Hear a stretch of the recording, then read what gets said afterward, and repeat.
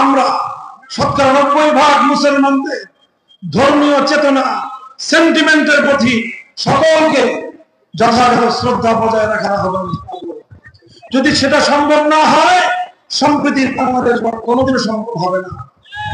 একদিকে সংখ্যাগুরু মুসলমানদের ধর্মীয় চেতনাকে মর্যাদা দেওয়ার পাশাপাশি সকল সংখ্যালঘু হিন্দু, বৌদ্ধ, খ্রিস্টান সহ উপজাতীয় যে সকল সংখ্যালঘু মানুষের বসবাস এই বাংলাদেশের সীমান্তে, সেই সংখ্যালঘুদের জান, মাল, ইজ্জত, আবরু, অর্থনৈতিক এবং ধর্মীয় সকল অধিকার দিনে দিনে আমাদেরকে রক্ষা করতে হবে। ইনশাআল্লাহ বাংলাদেশ সেটা পারবে। বিগত ১.৫ মাস, এই ৪০ দিন তার প্রমাণ রেখেছে।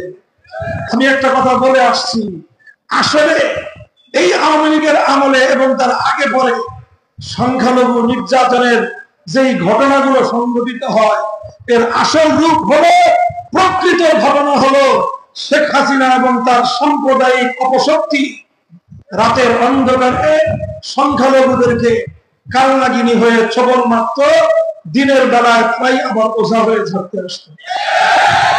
নাটক, নাটক, নাটক।